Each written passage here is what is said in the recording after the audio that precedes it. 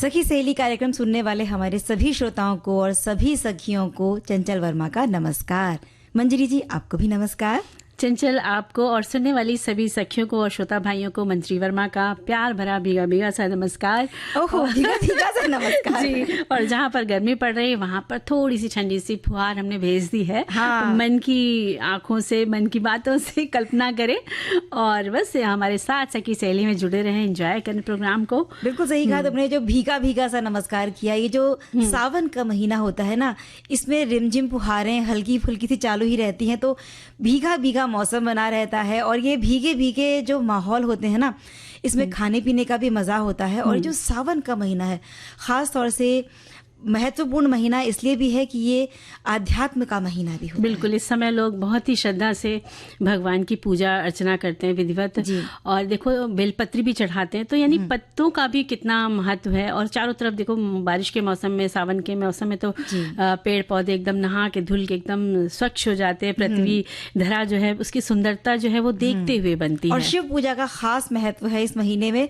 वहीं खाने पीने का मजा भी है और कुछ सजने संवरने का मजा भी है, क्योंकि तीज है, नाग पंचमी है, ऐसे बहुत सारे त्योहारों का सिलसिला शुरू हो गया है। हाँ। और हम लोग बारी बारी से त्योहारों की रौनक बढ़ाते रहेंगे और खुद भी सजते संवरते रहेंगे। और भाई एक दूसरे की मिलेंगे तो क्या करेंगे हम लोग, जब सजेंगे संवरेंगे तो तारीफ भी होगी। और आज हम बात भी तारीफ पर करने वाले हैं, तो अन्य विषय भी बता देते हैं हमारे सुनने वालों को। तो पहला विषय है विश्व युवा कौशल दिवस, इसके बारे में बात करेंगे। और भारतीय विरासत स्थल है केवला देव राष्ट्रीय उद्यान भरतपुर।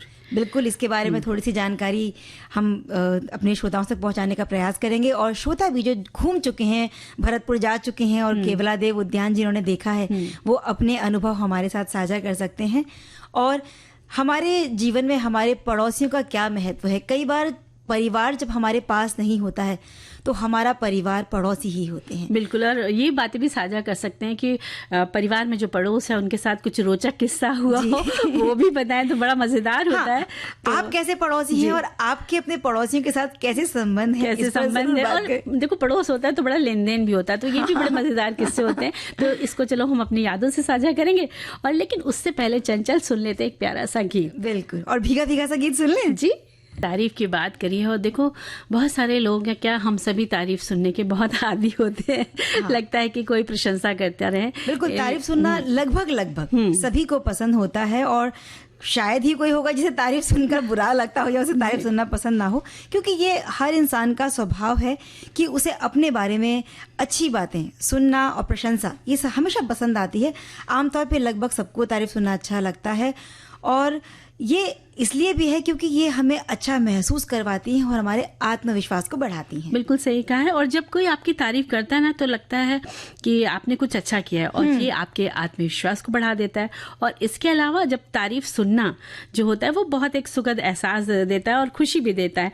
तारीफें जो होती है ना, सकारात्मकता फैलाती है। हाँ। और तारीफें और बेहतर करने के लिए प्रेरित भी करती है। जब किसी की तारीफ करो ना, तो कितनी उस सामने वाले के चेहरे पर कितनी मुस्कुराहट आती है, तो अपने को सुकून मिलता है एक तरह से। जैसे आपने कहा ना मंजरी की वो प्रेरित करती हैं, तो जब हम तारीफ सुनते हैं और उसके लिए हमें लगता है कि भाई हमारे इस काम की प्रशंसा या सराहना की गई है, तो अगली बार हमें इसे और बेहतर करना है, इससे कमतर तो कहीं नहीं करना। तो इसीलिए ये हमें एक प्रेरणा देता है। और ये एक मनोवैज्ञानिक तत्व भी है कि प्रशंसा लगभग सबको अच्छी लगती है। और कुछ लोग जिन्हें अगर उनकी कमी बता दी जाए, क्योंकि वो प्रशंसा सुनकर या तारीफ सुनकर इतने आदी हो चुके होते हैं इस चीज़ की, अगर उनकी कमी बता दी जाए तो वो उसका बड़ा बुरा मान जाते हैं। और ऐसे लोगों से जो उनकी कमियां बताते हैं ना, उनसे बड़ा दूर दूर रहने की कोशिश करते हैं। और बहुत सारे लोग ऐसे होते हैं कि अपने बारे में बिल्कुल सत्य बात भी हो तो उसे सुधारने की कोशिश करते हैं। और कुछ लोग ऐसे हैं जो बुरा मान जाते हैं, उनसे दूरी बना लेते हैं। बिल्कुल। लेकिन चंचल, जब किसी की तारीफ की जाए और सामने वाले को बुरा लग रहा है, तो वो उसको गलत तरीके से सोच रहा है। हाँ। मुझे तो लगता है कि अगर कोई मेरी प्रशंसा या तारीफ ज्यादा कर रहा है तो मैं सोचती हूँ इतना ज्यादा क्यों कर रहा है। हाँ। और जब नहीं कर रहा है, तो आलोचना कर रहा है, तो भी हम समझ जाते हैं कि अच्छा, ये हमारी आलोचना कर रहा है, यानी हमारे अंदर सुधार चाहता है। तो हम अगर उसको पॉजिटिव पॉजिटिव तरीके से लेंगे तो बहुत अच्छा लगेगा।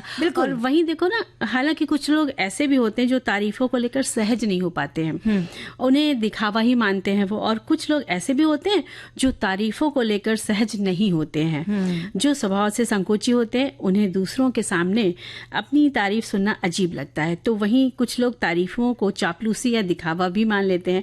कुछ लोग तो इतने शक्की दिमाग वाले होते हैं चंचल कि उन्हें अपनी तारीफ पर विश्वास नहीं बल्कि संदेह होता है कि भैया ये इतनी चापलूसी से तारीफ कर करके क्यों कर रहा है। कईयों को अपना मतलब चापलूसी हो रही है, तारीफ नहीं है, चापलूसी है। और कई बार होता भी है सच में भी, हमें अपना कोई काम कराना हो, कोई बात मनवानी हो, तो हम बस तारीफ पे तारीफ किए चले जाते हैं ताकि सामने वाला हमसे सिर्फ खुश रहे और हम जो कहें उस बात को मान ले। तो वो तारीफ नहीं है, असल में वो चापलूसी या चटकारिता ही कहे। बिल्कुल सही कहा। और लोगों को तारीफ सुनना मंजरी इसलिए पसंद होता है क्योंकि तारीफ सुन के ये एहसास होता है कि उसमें कुछ अच्छाई है और इससे उनका आत्मविश्वास बढ़ रहा है। लेकिन कई बार हमने देखा है कि घर परिवार में ना बहुत सारे आज भी ऐसे हैं जहाँ औरतें बस हमेशा कुछ भी अच्छा कर लें, उन्हें तारीफ नहीं मिलती क्योंकि वो सिर्फ औरत हैं, उन्हें बहुत कमतर आंका जाता है। वो कुछ भी अच्छा कर रही हैं तो वहाँ तारीफ नहीं मिलती है। लेकिन अगर कोई परिवार के सदस्य उनकी तारीफ कर दें तो इससे उन्हें बड़ा मोटिवेशन मिलता है। मान लीजिए अगर आपकी मम्मी ने खाना अच्छा बनाया, बच्चे सिर्फ ये भी कहते ना, अरे मम्मी आज आपने सब्जी कितनी अच्छी बनाई थी, तो वो मम्मी को इतनी सी तारीफ जो है ना वो लगता है कि वाह आज मेरे बच्चे खुश हो गए, पति ने कर दी। छोटी छोटी सी चीजों में, अरे तुम घर कितना अच्छा रखती हो, तुम कितनी साफ सफाई रखती हो, तुम चीजों को बड़े अच्छे से मैनेज कर लेती हो, घर में परिवार में जब मेहमान आते हैं उनका कितना अच्छा ध्यान रखती हो। लेकिन होता उल्टा है कि वो तारीफ करते नहीं है तो फिर कर करके भी जो महिलाएं होती हैं वो एकदम थक जाती हैं। और देखा जाए कोई बहुत खूबसूरती की तारीफ करता है तो कोई हुनर की तारीफ करता है और वहीं कोई खाने की तारीफ करता है। लेकिन जब खाने की तारीफ होती है तो कई बार कहते हैं भाई ये तो बहुत अच्छा, हर चीज़ को अगर बहुत अच्छा अच्छा कह रहे हैं तो भी हमने जब खाया तो हमें पता चलता है अच्छा ये कमी है, लेकिन ये तो तारीफ ही किए जा रहे हैं। तो वहाँ पर भी चीज़ें पकड़ ली जाती हैं कि तारीफ कैसी हो रही है, यानी झूठी तारीफ भी अगर आपने खाने की करी तो भी हमारे श्रोता ने भी लिखा है कि जब महिलाओं को थोड़ी सी भी तारीफ मिल जाती है तो उनकी जो खुशी है या उत्साह है वो बहुत दुगना हो जाता है और यही उनकी एक तरीके से सैलरी या तनख्वाह भी होती है। कुल मिलाकर हम कह सकते हैं कि तारीफ एक शक्तिशाली हथियार या उपकरण है जो हमें अच्छा महसूस करा सकता है और हमारे प्रदर्शन को भी आगे के लिए बहुत बेहतर बना सकता है। हालांकि ये भी याद रखना ज़रूरी है कि तारीफें किसे पसंद नहीं आती हैं, इसलिए अपनी तारीफ को बिल्कुल समझदारी के साथ व्यक्त करना चाहिए। और चंचल तारीफ के अंदाज भी बहुत अनूठे हैं भाई। देखो जैसे कोई कहता है आपकी आवाज़ बहुत मीठी है, आप बहुत क्यूट लगते हैं, या तुम बहुत अच्छी हो, या देखो मैंने तुम्हें कह दिया तुम बहुत अच्छी हो, दिल बहुत अच्छा है, मुस्कान प्यारी है, आंखें सुंदर, यानी कई तरीके से तारीफ करने के अंदाज भी होते हैं। और तारीफ में अक्सर लोग ये भी कहते हैं शानदार, अद्भुत। तारीफ के शब्द सच्चे होने चाहिए, वो दिल को एकदम छू लेते हैं, है ना? बिल्कुल सही बात है। और हमारे श्रोता लिख रहे हैं कि तारीफ या स्तुति दो प्रकार की होती है। खुद की तारीफ सुनना हो, सच हो या झूठ हो, उससे बस खुश हो जाना, और दूसरी है दूसरों की तारीफ करना। इसमें कई बार थोड़ी सी कंजूसी हो जाती है। तारीफ तो सबको प्रिय होती है, फिर भी अतिरिक्त तारीफ से स्वार्थ की संभावना दिखाई देती है। तारीफ का प्रमाण जैसे भोजन में नमक हो ऐसा ही ठीक लगता है। बिल्कुल। और एक हमारे लिखते हैं साथी कि प्रशंसा सुनने की आदत के कारण ही मनुष्य सही और गलत व्यक्तियों में भेद नहीं कर पाता है और अक्सर वह बहुत धोखा खा जाता है। ये आदत स्त्रियों और पुरुषों दोनों में ही पाई जाती है। स्वयं की तारीफ, जीवन साथी की तारीफ, परिवार की तारीफ और बच्चों की तारीफ के साथ ही अपने द्वारा किए काम, अर्जित धन, शिक्षा, उपलब्धियां और उच्च कुल में जन्म पर इंसान को गर्व महसूस होता है। ये सब जब प्रशंसा का कारण बनते हैं तब हर व्यक्ति तारीफ से प्रभावित हुए बिना नहीं रह पाता। और अभी जब मेरी नजर घड़ी पर पड़ी तो मुझे पता लगा कि वक्त हो चला है एक छोटे से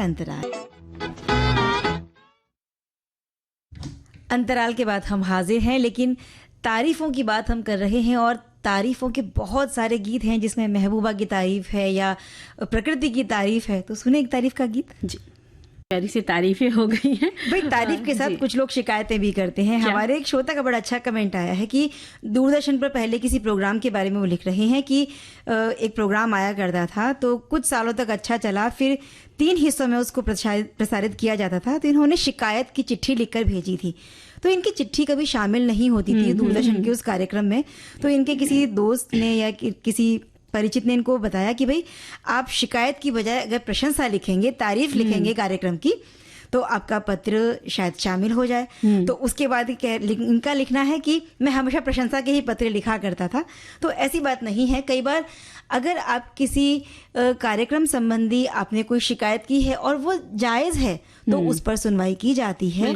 और ये हमारे कार्यक्रम के साथ भी होता आया है। जब हमारे कार्यक्रम में चिट्ठियां हुआ करती थी और अब जब हमारे श्रोताओं के कमेंट्स भी होते हैं, अगर किसी बात पर कोई गलती है या कोई चूक हमसे हुई है या कोई बदलाव या सुधार हमारे श्रोता चाहते हैं, तो बिल्कुल हम उन्हें सहर्ष स्वीकार करते हैं। और देखो, एक इसी तरह अगला संदेश है कि तारीफ किसे पसंद नहीं होगी, फिर वो हमारे परिवार से हो या विविध भारती परिवार से हो या हमारे फेसबुक पेज परिवार से जुड़े हों।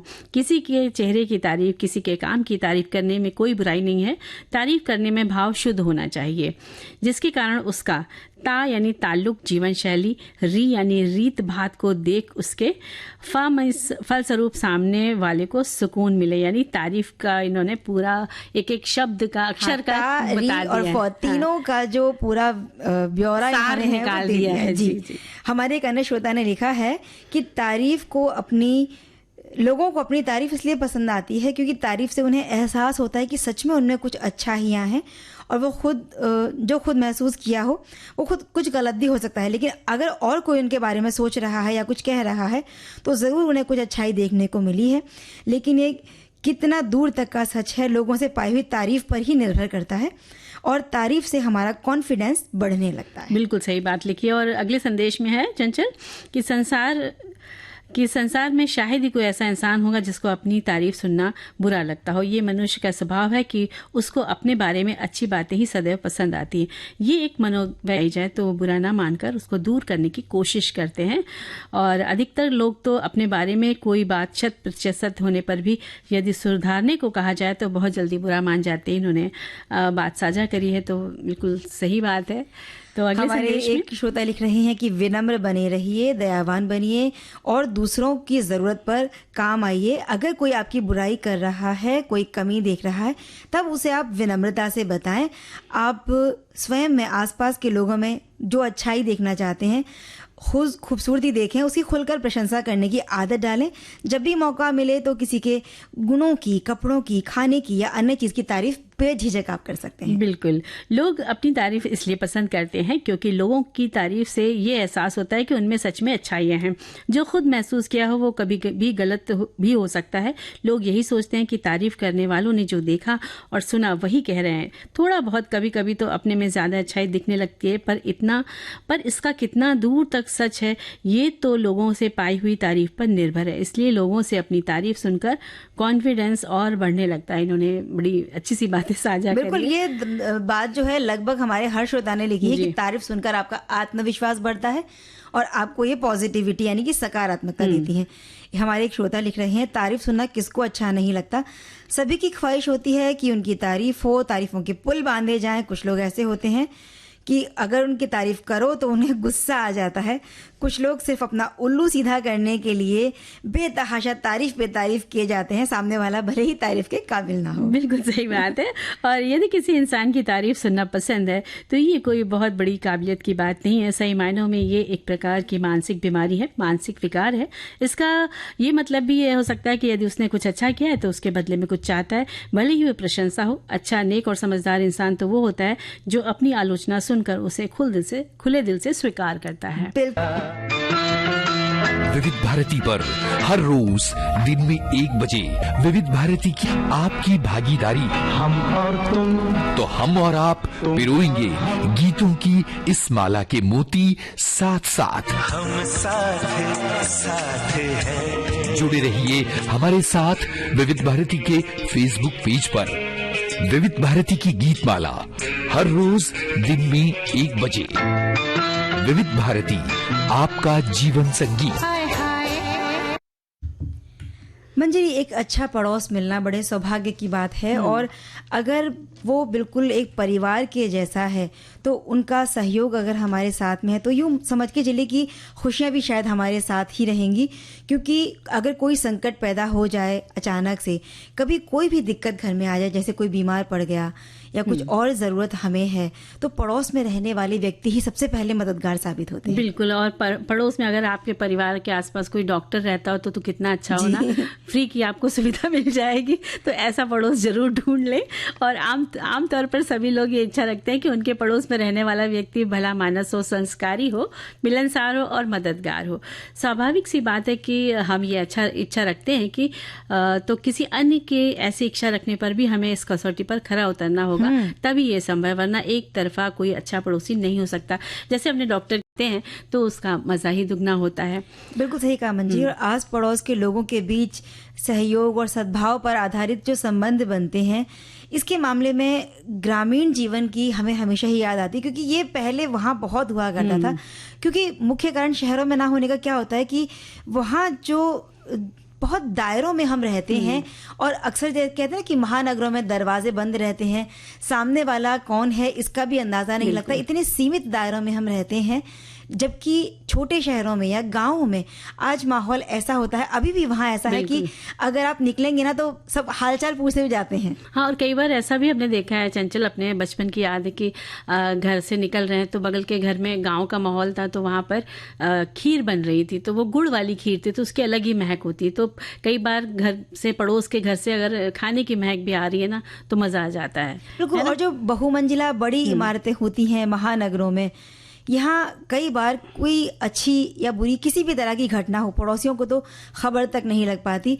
और संभव है कि ये संवेदनहीनता की वजह से नहीं हो, मगर इसकी वजह संवादहीनता ज़रूर होती है। बिल्कुल। क्योंकि संवाद ही नहीं होता उन लोगों के बीच में, और वो अपने आप इतना सीमित कर देता है हमें कि पड़ोस में रहने वालों की हमें खबर नहीं होती। लेकिन हमें ये खबर ज़रूर रखनी है कि बीच बीच में अंतराल लेते रहें। के घरों में लोग रहते हैं, तो अगर कोई घर खाली करके जब नए पड़ोसी हमारे आए हैं, चाहे उन्होंने अपना खुद का घर लिया है या वो किराए पर आए हैं, जब नया पड़ोसी कोई आता है हमारे यहाँ तो एक कौतूहल सा होता है ये देखने के लिए कि आखिर ठंडा तेल और ज़रूरत पड़ी तो साड़ी, ब्लाउज, दुख दर्द, व्यथा, हंसी खुशी, उधार पैसा, यानी चाय का दूध या चीनी, खुले पैसे, सब एक घर से दूसरे घर आदान प्रदान होता था। और कई बार क्या होता था चंचल, ऐसे में हमने एक दूसरे के साथ बैठ के चाय पी, घर में तो मालूम पड़ा कप वो वहाँ से वहाँ रह गया, फिर एक हफ्ता निकल गया, कप आ ही नहीं रहे, फिर अपने घर के कप कम पड़ गए तो फिर जा रहे हैं उनकी बास्केट में ढूंढ के ला रहे हैं। ऐसा भी पड़ोस के साथ मजेदार किस्सा होता और अगर ये बर्तन मिलते जुलते हों तो पता लगता है तो बहुत मुश्किल होती है। ऐसा होता है। लेकिन ये आदान प्रदान वाकई में बहुत खूबसूरत होता है। लेकिन चीज़ों के आदान प्रदान से ज़्यादा खूबसूरत होती हैं भावनाएं, जब ज़रूरत के वक्त हम काम आते हैं। कई बार ऐसा हुआ कि मान लीजिए आपके घर के कोई पुरुष हैं, वो बाहर गए हुए हैं किसी काम से, महिला अकेली है और उस वक्त बाहर जाने के लिए उनके पास कोई नहीं है। उस वक्त आपने उनका कोई सामान ला के दे दिया, उनका कोई काम कर दिया।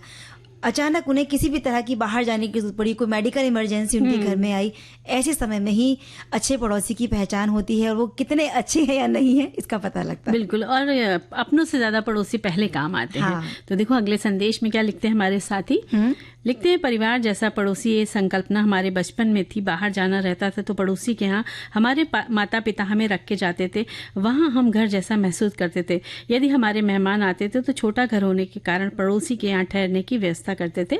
लेकिन आजकल दरवाज़ा बंद करने की प्रणाली बनी हुई है। ये बात सही कही है कि छोटे शहरों में, बड़े शहरों में जैसे कहते हैं कि दरवाजे बंद हो जाते हैं किसी के आते ही, तो ये चीज़ तो है ही। लेकिन अभी क्या कर सकते हैं। लेकिन इसका भी मंजरी अगर हम सकारात्मक पहलू देखें, बड़े शहरों की जो एक बहुत व्यस्त जिंदगी है उन लोगों की, जिस तरह की जीवन शैली है, क्योंकि अक्सर देखा गया है कि पति पत्नी दोनों ही कामकाजी होते हैं और सुबह के वक्त क्योंकि वो अपने घर के कामों को समेटने में लगे रहते हैं तो दरवाज़ा बंद रहता है। घर से कहीं कोई उनके साथ में असुविधा ना हो जाए, इसलिए दरवाजे बंद रहते हैं। इसके बाद में जब वो चले गए काम पे तो घर में ताला लग गया, कोई देखने वाला भी नहीं। जब वो काम से लौटेंगे 7 बजे, 8 बजे या 9 बजे, जिस तरह का उनका काम है या जितना उनके यातायात में समय खर्च हो जाता है, उसके बाद ही वो लौटते हैं। अब जब वो थके हारे होते हैं तो समय ही नहीं होता। बिल्कुल बिल्कुल। और हमारे साथी और लिखते हैं कि जिस चाली में हम रहते थे वहाँ एक पड़ोसी परिवार जैसे रहते थे, वो दौर ही कुछ और था। लेकिन अब हम जब से बिल्डिंग में रहने लगे हैं, पड़ोसी अपने अपने ही घर में दरवाज़ा करके बंद करके बैठे रहते हैं, कोई किसी से पूछता तक नहीं है। वाकई में ये बात तो है, लेकिन जैसे अभी चंचल ने बता ही दिया है तो हमें उन चीज़ों का भी ध्यान रखना है कि समय बदल रहा है। हाँ, तो ध्यान हमारे श्रोता ने लिखा है, गुजराती में मुहावरा है, पहल संबंध होंगे। केवला देव राष्ट्रीय उद्यान भरतपुर की हम आज विरासत स्थल में चर्चा करने वाले हैं। केवला देव राष्ट्रीय उद्यान भरतपुर राजस्थान में स्थित एक राष्ट्रीय उद्यान है चंचल, और यहाँ बड़ी संख्या में देशी, स्थानीय और प्रवासी पक्षियों का बसेरा यानी घर बन जाता है, क्योंकि यहाँ की आर्द्र भूमि नमी वाली भूमि है, जिससे उन्हें आहार भी मिलता रहता है, क्योंकि अनेक पौधे यहाँ उगते हैं। खाना पीना और ठंड सा एहसास पक्षियों को यहाँ पर खींच लाता है। खासकर जब जाड़ों का मौसम आता है उस वक्त तो पक्षियों की कई प्रकार की प्रजातियाँ, खासकर यूरेशिया के उत्तर में कड़ाके की सर्दी से बचने के लिए भारतीय उपमहाद्वीप की ओर से उड़ान भर लेते हैं, और यहाँ 400 के आसपास पक्षियों की प्रजातियां देखी जा सकती है। बल्कि हम तो कहते हैं और भी अधिक होंगे, क्योंकि इतनी गिनती करना भी आसान नहीं होता है। बिल्कुल, और सार्क देशों से अक्सर यहाँ पर पक्षी आते हैं, बड़ी दूर सुदूर से आते हैं, और इसकी स्थापना ऐसा बताया जाता है कि मार्च 1982 के आसपास हुई थी। और जब यहाँ इसकी महत्ता सबको पता चली तो इसके संरक्षण की ओर भी कार्य किए जाने लगे, और साल 1985 में यूनेस्को ने इसे विश्व धरोहर स्थल घोषित किया। पक्षी विज्ञानी सलीम अली के प्रयासों से ये 1956 में भरतपुर पक्षी अभयारण्य बना, और 1971 में इसे संरक्षित अभयारण्य घोषित किया गया, और 1982 में पूरी तरह से केवला देव राष्ट्रीय उद्यान के रूप में जाना जाने लगा। ये उद्यान एक मानव निर्मित यानी कि इंसान का बना हुआ और नमी वाली जमीन पर है, जो उपमहाद्वीप के इस सूक्ष्म क्षेत्र में पशुओं के लिए भी जल योजना का एक आवश्यक स्रोत प्रदान करती है। और ये अभयारण्य भरतपुर की बस्तियों को अचानक आने वाली बाढ़ से भी बचाता है, और यहाँ स्थानीय लोगों के पशुओं को भी पर्याप्त हरा भरा चारा भोजन मिल जाता है। ये कई वर्ग किलोमीटर में फैला हुआ है, और शुष्क घास के मैदान, वन, दलदल क्षेत्र और मौसमी आर्द्र भूमि का भी एक प्राकृतिक क्षेत्र है, जो उस भूभाग के पूर्वी किनारे पर स्थित है, जो अंततः शुष्क रेगिस्तान बन जाता है। केवला देव घना राष्ट्रीय उद्यान के नाम से भी जाना जाता है। ये जैव विविधता से भरा हुआ है।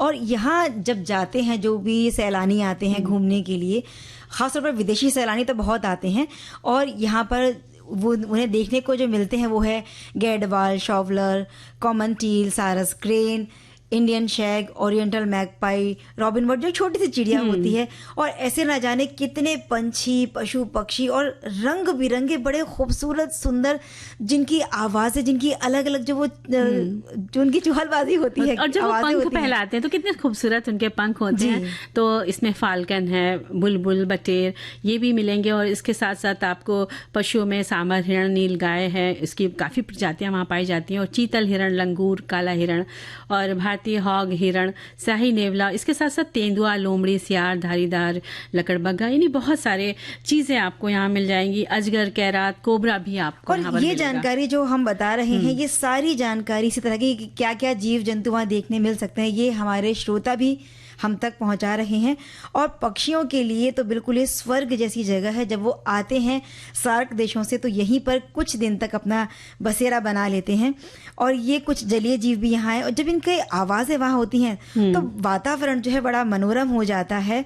और अगर आप यहाँ जाना चाहते हैं, जो भी हमारे श्रोता हैं, तो साइकिल से घूमने का बड़ा आनंद आता है। आप पैदल चल कर भी देख सकते हैं, रिक्शा से जा सकते हैं, और ट्रैकिंग की सुविधा भी यहाँ पर है। आप गाइड ले सकते हैं, तो आपको पूरी जानकारी इस उद्यान की मिल जाएगी। और यहाँ पर अगर आपको जाना है तो खासकर कहते हैं कि अगस्त से लेकर के नवंबर तक का जो समय होता है वो बहुत अच्छा रहता है, और अक्टूबर, नवंबर, दिसंबर ये वाले मंथ भी बहुत बढ़िया रहते हैं, जहाँ आप जा करके पक्षियों को करीब से पास से थोड़ा सा देख सकते हैं, क्योंकि उस समय वो बाहर निकल के धूप सेकेंगे। जाड़ों के दिनों में तो आपको दिख जाएंगे, गर्मियों में तो बहुत मुश्किल होता है, क्योंकि तापमान अधिक होने से वो के अवसर खुलेंगे। बिल्कुल, जैसे पहले जब कंप्यूटर आया तो नई नई तकनीकें जो आ रही हैं, तो ये भी एक नई तकनीक है, और जो उम्र दराज लोग हैं वो शायद किसी भी चीज़ को समझने में एक समय ले लेते हों, लेकिन जो छोटे बच्चे हैं, युवा हैं, वो इन तकनीकों के साथ में बहुत जल्दी जुड़ाव महसूस करते हैं, सीख लेते हैं। और यही चीज़ें, क्योंकि अब भविष्य में आगे जितना हम काम करेंगे तकनीकों पर वो ज्यादा निर्भर है। बिल्कुल, और इसका उद्देश्य यही है चंचल कि देश की उन्नति में युवाओं की भागीदारी महत्वपूर्ण स्थान रखती है। आज किसी भी क्षेत्र में काम कर रहे हो व्यक्ति हो, जैसे प्राइवेट कॉर्पोरेट के लोग हो या इंजीनियर, डॉक्टर, सीए हो, इन सब में कौशल यानी स्किल के कारण ही अपने कर्तव्यों को ठीक से वो कर पाते हैं। आज युवा स्टार्टअप के क्षेत्र में भी अपनी मेहनत से बढ़ रहे हैं। कोई एमबीए के बाद फार्मिंग, कृषि की ओर भी कार्य कर रहे हैं, है ना। बिल्कुल, कहने का अर्थ यही है कि अगर परिस्थितिवश, हालातवश आपको कोई उच्च शिक्षा नहीं भी मिल पाई है तो आप अपने कौशल के जरिए अपने आप को निखार सकते हैं। सारी बाजी को भी आप जीत सकते हैं, अपने कौशल को निखार सकते हैं और बहुत सारी तारीफें भी बटोर सकते हैं। बिल्कुल, जब आपको तारीफ मिलेगी तो आपका अड़ोस पड़ोस भी खुश रहेगा, वो भी आपको तारीफ देने के लिए आएंगे। तो कहना चाहिए कि मेहनत करते रहना चाहिए, अपने काम के प्रति सजग रहें तो तारीफ अपने आप आपको मिलती है ना। तो देखो अब समय खत्म हो चला है तो हम सबसे लेते हैं विदा। तो सभी को मंजरी वर्मा और चंचल वर्मा का नमस्कार। सखी सहेली कार्यक्रम की प्रस्तुतकर्ता अनुश्री पाठक।